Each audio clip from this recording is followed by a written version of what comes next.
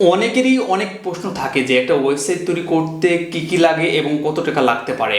আজকের ভিডিওতে আমরা এটাই জানার চেষ্টা করব যে একটা ওয়েবসাইট তৈরি করতে কি লাগে এবং কত টাকা লাগতে পারে। অনেকে অনেক জটিল ভাষায় ওয়েবসাইটে বিবরণ দেয় বা অনেকে অনেক জটিল ভাষায় বলে বা অনেকে অনেকভাবে ভাবে যে ওয়েবসাইট তৈরি করতে অনেক টাকার বিষয়, অনেক বড় বড় কোম্পানিরাই শুধুমাত্র ওয়েবসাইট তৈরি করে। আজকের ভিডিওতে আমরা এটা বোঝার চেষ্টা করব যে একটা ওয়েবসাইট তৈরি করতে অনেক কিছু লাগে না, একবার সিম্পল ভাষায় বোঝার চেষ্টা করবো ওয়েবসাইট তৈরি করতে কি লাগে। তাহলে মূল কথায় আসা যাক। ওয়েবসাইট তৈরি করতে শুধুমাত্র তিনটি জিনিস প্রয়োজন, একটা হলো ডোমেইন, একটা হলো হোস্টিং, আর হলো ডেভেলপমেন্ট। তো অনেকেরই অনেক ডাউট থাকে যে ডোমেইন কি, হোস্টিং কি। তো আমরা সহজ ভাষায় বলি যে ডোমেইন হলো আপনার ওয়েবসাইটের অ্যাড্রেস, যেমন facebook.com, google.com, এইগুলোর নাম তারা ইউজ করছে, তাদেরকে ওই নাম ধরেই মানুষ সার্চ করে।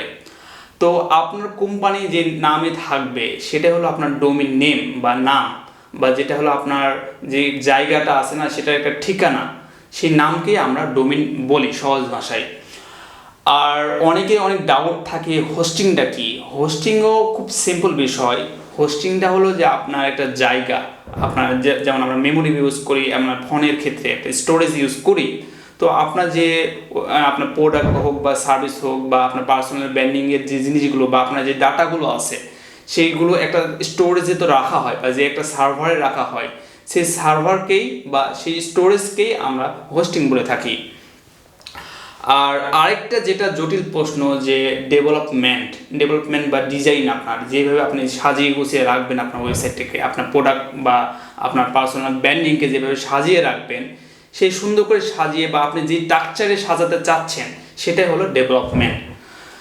তো আমরা সহজ ভাষায় বোঝার চেষ্টা করলাম যে ডোমেইন, হোস্টিং এবং ডেভেলপমেন্ট কি। আবার অনেকেরই ভাবনা থাকে যে ওয়েবসাইট তৈরি করতে অনেক টাকা লাগে, অনেক টাকার প্রয়োজন, বড় বড় কোম্পানিরাই শুধুমাত্র ওয়েবসাইট তৈরি করে, সাধারণ পাবলিকের জন্য বা ছোটো বিজনেসের জন্য ওয়েবসাইট না। আসলে বিষয়টা হলো যে ওয়েবসাইট তৈরি করতে আহামরি অনেক টাকার প্রয়োজন না। তো অনেকের প্রশ্ন থাকে যে ওয়েবসাইট তৈরি করতে তাহলে কত টাকা লাগতে পারে। তো এই ক্ষেত্রে আমরা বলতে পারি যে ওয়েবসাইট তৈরি করার উপর ডিপেন্ড করে ওয়েবসাইটের খরচটা। আমরা কি ধরনের ওয়েবসাইটটা বানাতে চাচ্ছি, সেটা হলো পার্সোনাল ক্ষেত্রে না বিজনেসের ক্ষেত্রে না মানে কর্পোরেট ক্ষেত্রে, তো সেটার উপরে ডিপেন্ড করে যে ওয়েবসাইট তৈরি করতে কত টাকা লাগে। যদি বলি পার্সোনাল ক্ষেত্রে, তখন একটা পেজের মধ্যে আমাদের তথ্য বা বড় ডাক্তার, বড় ইঞ্জিনিয়ার তাদের পার্সোনাল ডাটা শেয়ার করে পার্সোনাল ব্র্যান্ডিংয়ের জন্য। তো সেই ক্ষেত্রে আমাদের ওয়েবসাইট খরচ 8 থেকে 10,000 টাকার মধ্যে কভার হয়ে যায়, কমপ্লিট হয়ে যায় ওয়েবসাইট। আবার অনেকেরই বড় বড় প্রোডাক্ট আছে বা বড় বড় সার্ভিস আছে, যেগুলো সার্ভিস সাজিয়ে রাখবে, সেক্ষেত্রে আপনার 10-12 হাজার টাকার মধ্যে ওয়েবসাইট কভার হয়ে যায়। আবার অনেক বড় প্রতিষ্ঠান বা অনেক বড় বড় প্রোডাক্ট আছে, মেলা প্রোডাক্ট আছে, 100-এর উপরে প্রোডাক্ট আছে, সেক্ষেত্রে তাদের ওয়েবসাইটটা অনেক বড় হয় বা অনেকগুলো প্রোডাক্ট সাজিয়ে রাখতে হয়, সেক্ষেত্রে 10 থেকে 20 হাজার টাকা খরচ হতে পারে।